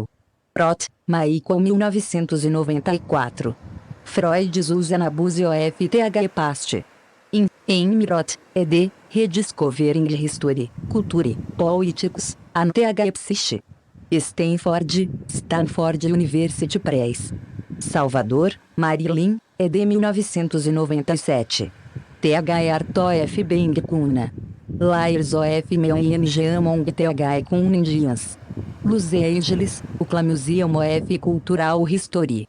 Severi, Carlo 1981. Image d'étranger. Res, Antropologia na Aesthetics, 1, 88 a 94. 1982. Le Chemin des Métamorphoses, um modelo de connaissance de la folie dans un chant chamanistique cuna. Res, Antropologia na Aesthetics, 3, 32 a 67. 1987. THE Invisible Pate, on THE Ritual Representation of Suffering in Cuna Shamanistic Tradition. Res Antropologia na Aesthetics, 14. 66 a 86. 1993. La Memoria Rituale, Folia e Imagine del Bianco in una tra. Dizione Samanica Amerindiana. Firenze Roma, La Nuova Italia. Tradução espanhola de R. Postar, La Memoria Ritual. Loucura e Imagem del Blanco em una tradição xamânica amerindia. Quito, Edições Abia e Ala, 1996-1997. Una Picture Writing. Astudin Iconografia um Memory. In ML Salvador, ed. THE of Bang Cuna. Layers of Meaning Among THE Indians. Los Angeles, UCLA Museum of Cultural History pp 245 a 270. Serzer, Joel 1983. Una Wise of Speaking, An Ethnographic Perspective. Austin, University of Texas Press. 1990. Verbal Art in San Blas. Cambridge, Cambridge University Press. Stoller, Paul 1984. Horrific Comedy, Cultural Resistance and THE Alka Movement in Niger. Etos, 12, 2. 165 a 188. 1989. Fusion OFTH Hordes, An Etnografia OF Possession Among TH Songhai OF Niger. Chicago, Chicago University Press. Stout, David 1947. San Blaise com Hack Culturation. New York, Viking Fund Publications in Anthropology. Tausig, Michael 1993. Mimesis an Authority, A Particular History of TH Essences. London, Routledge. Velasquez, R. 1992. É o canto xamânico de los indígenas Cuna de Panamá. Ph.D. Dissertation, Universidade Central de Venezuela, Caracas. Viveiros de Castro, Eduardo 1996. Os pronomes cosmológicos e o perspectivismo ameríndio. Mana, 115 a 144. Warburg, Ab 1932. Gesammelt Schriften. Leipzig, B.G. Terbiner. White, Hayden 1973. Metahistory, TH Historical Imagination in THXX Century Europe. Baltimore, TH Johns Hopkins University Press. Cosmologia, Crise e Paradoxo 155. Resumo. Tomando como foco uma análise da iconografia ritual Cuna, este artigo procura delinear uma teoria da memória social baseando-se tanto em imagens quanto em narrativas. A emergência do espírito do branco na iconografia xamânica Cuna refere-se à longa série de conflitos violentos entre índios e brancos que marcam a história desse povo. Todavia, uma vez inseridas na tradição ritual, essas histórias do passado se fundem e condensam em imagens complexas. Dois processos parecem operantes na elaboração dessas imagens. Um tende a obliterar o fato externo para inseri-lo em um quadro conceitual indígena, a cosmologia do mundo sobrenatural. O outro emprega as ambiguidades da cosmologia para representar um aspecto saliente dos recém-chegados. O resultado é um elaborado, e ritualmente poderoso, engrama da tradição ritual, que passa a constituir uma parte significativa da memória social. Abstract. Focusing on an analysis of THE Cuna Ritual Iconography, Dispapersetes ou Totally Theory of Social Memory Based on Images as well as on Stories. TH Emergence of White Spirits in Cuna Shamanistic Iconography refers to TH long series of violent conflicts that have opposed Indians and witches. However, once inserted in ritual tradition, stories of TH past collapse, and condensing complex images. Two processes seem to be at work in TH elaboration of these images. One tends to obliterate TH external fact to insert it in an indigenous conceptual frame. TH cosmology of TH supernatural world. TH other employs TH ambiguities of cosmology to represent a salient aspect of TH newcomers. TH results an elaborate, and ritually powerful, engram of ritual tradition, and becomes a significant part of social memory. Esta obra foi digitalizada sem fins comerciais e destinada unicamente à leitura de pessoas portadoras de deficiência visual. Por força da Lei de Direitos de Autor. Por isto, este trabalho é oferecido gratuitamente aos amigos cegos e deficientes visuais de acordo com a Lei. Lei 9.610, de 19 de fevereiro de 1998, sobre os direitos autorais.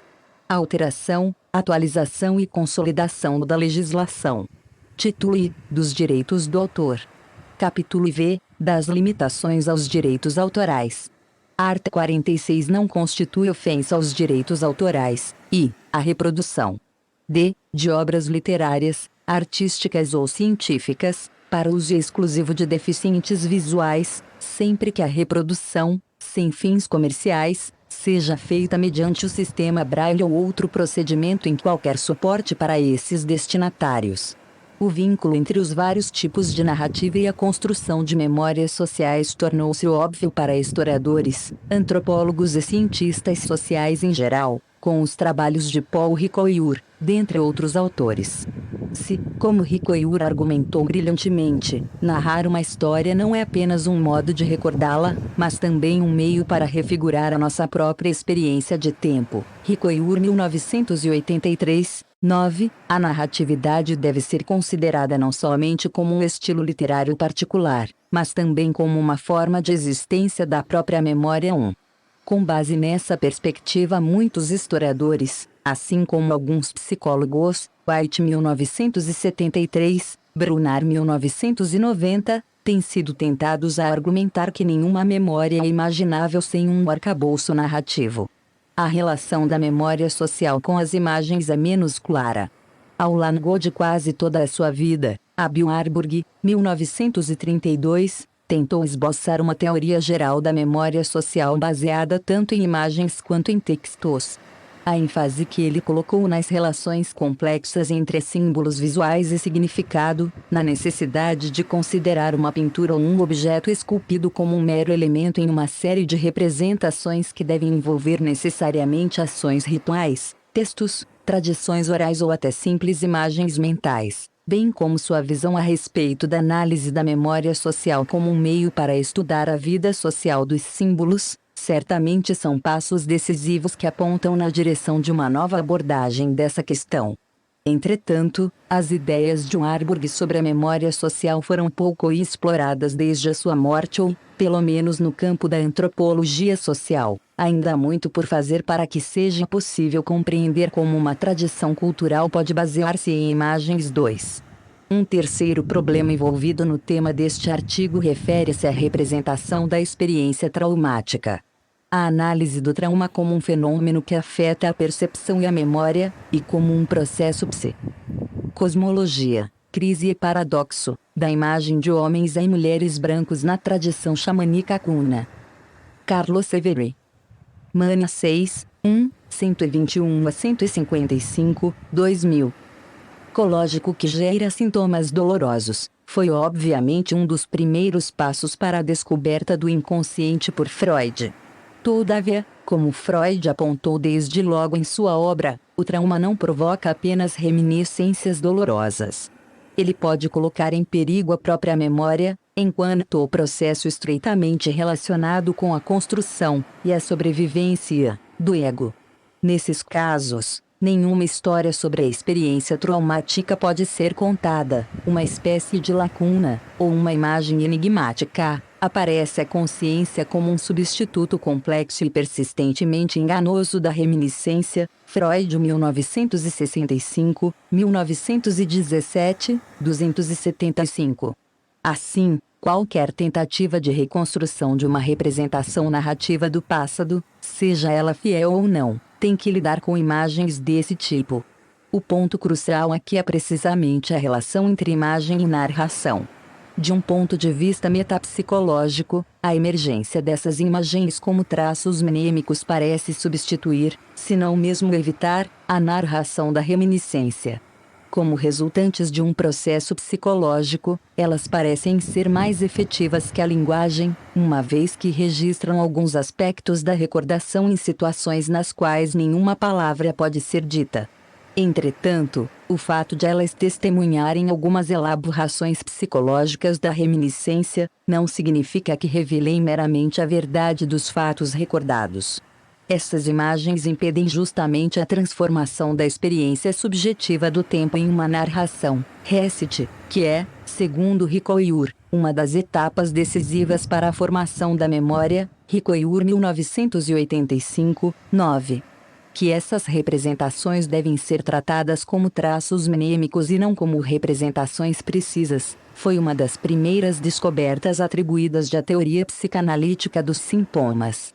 Desde então, a saber, desde a sua famosa refutação da teoria da sedução, como Freud escreveu magistralmente, a realidade psicológica interna deve ser diferenciada dos fatos históricos externos. Contudo, a mesma realidade psicológica que Freud opôs aos fatos externos, em seus primeiros anos de pesquisa, foi reconhecida por ele, em seus estudos posteriores, como uma das forças mais poderosas atuando na vida das sociedades. A relação entre a obra de Freud e a pesquisa antropológica deste século não foi fácil, com poucas exceções. 3. Nenhuma tradução direta das teorias psicanalíticas no campo dos fenômenos culturais provou ser de fato frutífera, e não poderíamos negar que, nesse contexto, muitas questões permanecem sem respostas, e muitos problemas, insolúveis. Entretanto, seria igualmente difícil negar que algo muito semelhante aos traços sociais minêmicos relacionados também com a tarefa de representar o trauma e de testemunhar uma complexidade similar. Cosmologia, crise e paradoxo. 122. É encontrado em práticas normalmente associadas à memória social. As práticas rituais, em particular, são situações nas quais a representação de experiências traumáticas extremas, por vezes tão difíceis na vida cotidiana, pode ser efetivamente expressa e, desse modo, inscrita, através de mecanismos ainda inexplorados, na memória de uma sociedade. A questão é, como a recordação de uma crise coletiva, de um trauma social, pode ser inscrita na memória de uma sociedade? Como uma tradição cedilha maiúsculo ao ritual pode representar o trauma social como uma experiência? Para discutir este ponto, vou abordar uma transformação relativamente recente da tradição xamânica dos índios Cuna do Panamá, a invenção de um espírito representando, em termos sobrenaturais, a interferência do mais poderoso dos inimigos tradicionais da sociedade Cuna, o homem branco.